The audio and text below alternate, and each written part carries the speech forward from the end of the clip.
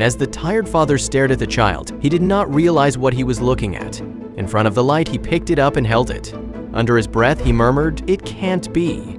A wince of pain escaped his lips as he bit into the stone. Whether anyone else knew that his daughter had it puzzled him. The situation could get out of hand quickly. How should he proceed? But before we start, smash the like button and make sure to subscribe if you haven't. And hit that notification bell so that you won't miss any new stories. Her backpack bounced against her small frame as Sarah skipped home from school. A mixture of curiosity and surprise itched her father's face as he glanced up from his newspaper as she entered the house in Grand Marais, Minnesota. Usually, she wouldn't be this happy and excited after school. When Sarah noticed her father's expression, her innocent smile quickly faded. Now, what would he complain about? It was unusual for Sarah to seem so happy. She was on the verge of bursting. Despite her 6-year-old age, her face shone with excitement as she eagerly awaited the revelation of her secret. In his newspaper, Donald Rhymes looked up, his curiosity showing in his eyes. It was easy for him to play along with her. After her mother left, she had no one else to turn to. The excitement in Sarah's voice was palpable as she exclaimed, "Daddy, look at what I got today." Her hands rummaged through her bag as she searched for something. "I had to keep it safe," she said. His curiosity was piqued. Setting aside the paper, he asked, "What makes you so excited? Have they been working on a new project at school? Perhaps she passed a test with a perfect score." After reaching into her bag, Sarah gently placed a small velvet box on the table. Upon opening the box, a sparkling piece of jewelry was revealed. "I got married, Dad," she said with a laugh. The shock in Donald's eyes was undeniable. It appeared real. Like, how did his daughter obtain it? Her eyes were fixed on it with awe, and it was clear why she was so joyful. That wasn't something Donald expected his daughter to have in her bag. Having her pull out a sparkling ring was the last thing he expected. As he bit into it, he was amazed at its clarity and beauty. Under the hallway light, the diamond on the ring sparkled under its 24 CT white gold setting. His accountant's salary would never allow him to afford something like that. She found it, didn't she? Was it given to her by someone? Exactly whose was it? The closer Donald examined the ring, the more suspicious he became. In contrast to Sarah's usual imaginative playdate trinkets, the diamond appeared to be genuine. It was common for them to dress up as kings and queens and hold mock weddings and grand events. Adding to the enchantment, the teachers even joined in. A whirlwind of memories flooded his mind. In addition to mock weddings and grand events, the children often held whimsical ceremonies. It was even possible for teachers to participate, which added to the magic. Nevertheless, Donald's suspicions gnawed at him this time. Despite their playful antics, the ring seemed too valuable to be part of their adventures. The story seemed to be more complicated than it seemed to Donald. A child's pretend play with such a valuable ring seemed out of place. He decided not to confront Sarah's teacher, Mr. Roberts, instead deciding to investigate discreetly, unwilling to risk false accusations. In order to prevent this from becoming public, he would rather solve it quietly. Donald decided to gather his own evidence before confronting Sarah's teacher. Wearing a clever disguise so he wouldn't be recognized, he discreetly followed Mr. Roberts the following day. Cadence observing the teacher closely, he felt a mixture of nervousness and determination. What was he going to find? Was he ready? The following day, Donald meticulously prepared a disguise to ensure Mr. Roberts wouldn't recognize him. They had met several times before and Donald didn't really like him. With a hat pulled low over his eyes and a fake mustache obscuring his features, he discreetly followed the unsuspecting teacher as he left the school premises. Mr. Roberts proceeded to his usual routine, stopping briefly at the nearby Target store before continuing on to his home. It seemed harmless enough, but Donald knew better. Donald's patience was tested as he watched the teacher's every move, waiting for a clue that might shed light on the mysterious ring. What was this strange drama teacher up to? After work, Mr. Roberts made an uneventful trip to Target where he didn't even buy anything, and then followed a direct route home. Did he know that he was being followed? Was he trying to lead him off? Donald's initial doubts began to wane, leaving him with a lingering sense of confusion. Had he been mistaken? Was he overreacting, disappointed by the lack of any suspicious activity? Donald returned home with a mind full of questions. He pondered the possibilities, unable to shake off his growing unease. With determination in his heart, he resolved to visit the school the next day, seeking answers to the secrets that surrounded the ring.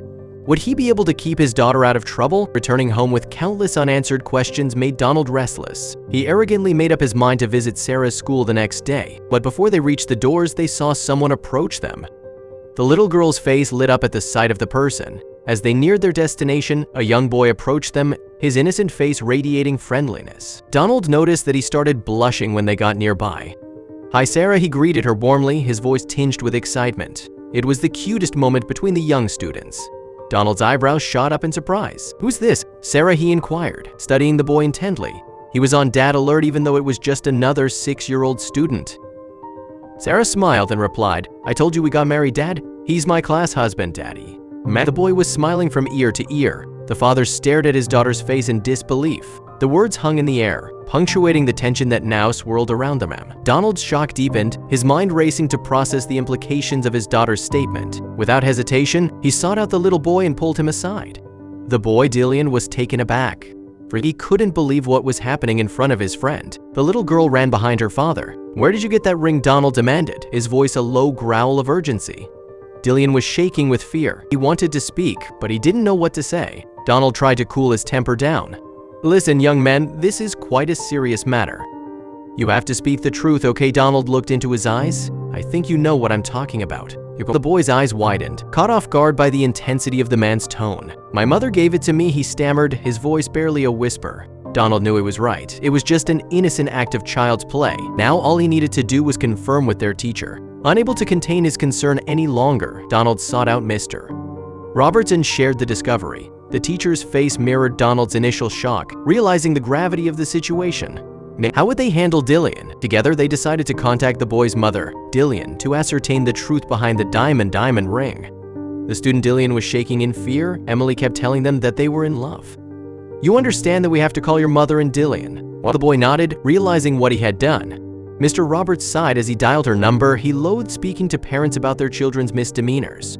When Dillian's mother received the call, her heart raced with fear and worry. She had been missing her precious diamond ring over the past few days, and the mere thought of it in the hands of her child sent shivers down her spine. "Well, thank you for notifying me, but I would have thought you would have been better able to handle our children. What are we paying you school fees for?" The arrogant mother told Mr. Roberts. The teacher was tired of being blamed, but he knew better than to argue with the parents. "Our apologies, Mrs. Wavers. We will speak soon," he said. "I'll be there shortly to collect my ring. Thank God insurance didn't get involved yet." Mrs. Wavers put the phone down and she rushed to the school, praying for its safe return. The teacher, Mr. Roberts, was upset. It's like they value their things more than their children. Donald nodded in acknowledgement, and for the first time, he felt sorry for Mr. Roberts. Upon Mrs. Wavers' arrival, Dillian's trembling hands clutched the ring as Donald and Mr. Roberts explained the situation. Would the mother leave things or take action against the school? The tall, proud woman walked over to the teacher and said, "I'm just glad nobody got hurt." She turned to little Dillian and said, "Thank you for your honesty." He handed her the ring. Relief flooded her eyes, grateful to have her precious possession back. At that moment, "You need to ask permission before you take anything. These things are valuable, Mr. Roberts told them. Their imaginations, which had once brought joy and wonder, were now tempered with the weight of responsibility. It was a teachable moment. The stern lecture emphasized the gravity of stealing, even in their innocent play, and the idea that they were far too young for the complexities of marriage. Dillian explained that he didn't want to give Sarah a fake ring, like how Simon gave Alicia a Haribo ring. Mrs. Wavers found it amusing and burst out laughing at her son's authenticity and cleverness. As the words settled over the children like a heavy fog, their innocence began to wane.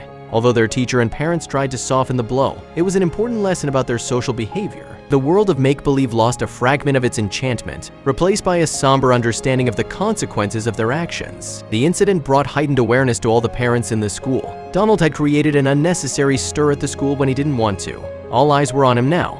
And so, under the watchful eyes of their elders, the children learned a lesson that would shape their futures, a lesson in the boundaries of play and the importance of honesty. But their actions changed the thoughts of the parents, which would ultimately affect their future.